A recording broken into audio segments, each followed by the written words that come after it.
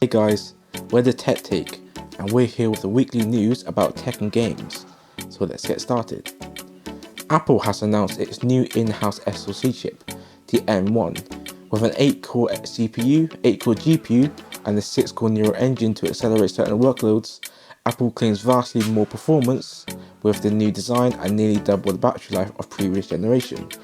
Apple is shipping these new chips in the 13-inch MacBook Air, 13-inch MacBook Pro, and the Mac Mini.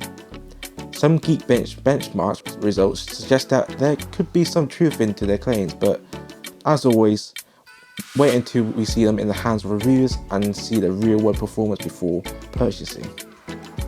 nVidia has stated that they are also planning to release a feature very similar to AMD's Smart Access Memory, which boosts efficiency between the CPU and the GPU and results in slight performance gains. nVidia has reportedly already got this working in their labs and says the feature can be done over PCIe 3 and can be supported by most modern motherboards, whereas AMD has stated that their solution requires a 5000 series CPU, an X570 motherboard, and an RX 6000 series GPU to work. Oculus has now rolled out an update to the Quest 2 that enables 90Hz support, up from the default 72Hz. This is something they promised to do when the headset launched last month, with some games to add support soon. The Oculus Link, which came out of beta recently, will also support the higher frame rate. Other new features coming are a way to record your gameplay on an iOS or Android device, a built-in fitness tracker that will tell you how many calories you burnt and how active you are, and the ability to gift games on the Oculus Store. In shocking news, it seems that Ubisoft's Montreal studio has been hit with a squatting attempt by a 911 call that claimed a supposed hostage situation. The police evacuated staff to the roof and were unable to find the threat. Some members of the Ubisoft team have tweeted saying that they and their colleagues are safe.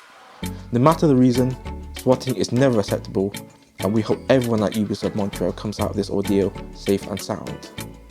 So another high-profile launch and the same old familiar story.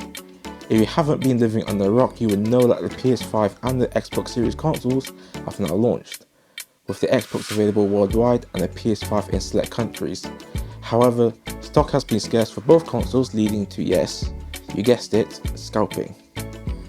Following a similar story with nVidia and AMD's new product launches, listings for both Sony and Microsoft's consoles can be found online at inflated prices, with one example of the Series X going for £5,000 or $6,600. And to make matters worse, both the PS5 and the Xbox consoles have been experiencing some teething issues, with the PS5 having storage problems that can cause the database to rebuild, and for one unlucky reviewer to the point that the console completely bricks, to just random shutdowns on the Xbox Series X when trying to load the game and just plain received dead on arrival.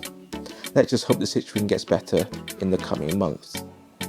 Following from the launch, the Xbox Series launch on Tuesday has caused record amount of data usage in the UK, with all the UK's biggest ISPs stating that they were able to cope with the spike.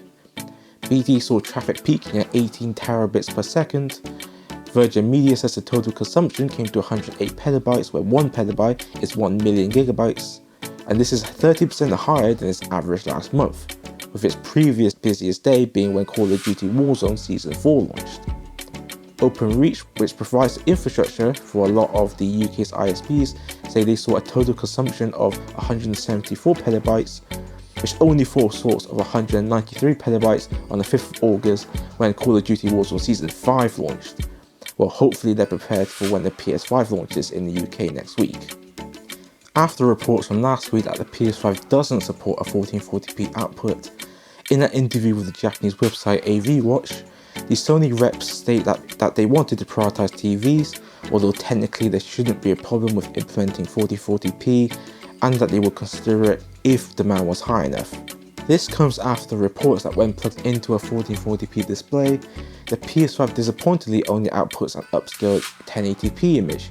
However, there are reports that certain 1440p displays can actually get the console to output a 4K image instead, and this is due to those displays having a downsampler to convert the 4K image into a 1440p one, although you are still limited to 60Hz. Rumour has it that Sony is currently in the talks to acquire Bluepoint Games, who notably worked on the remakes of Shadow of the Colossus and more recently Dark Souls. Considering the two companies already have a close working relationship, this isn't too hard to believe, although reportedly we may not hear anything until February next year. This is only a rumour, so take it as you will.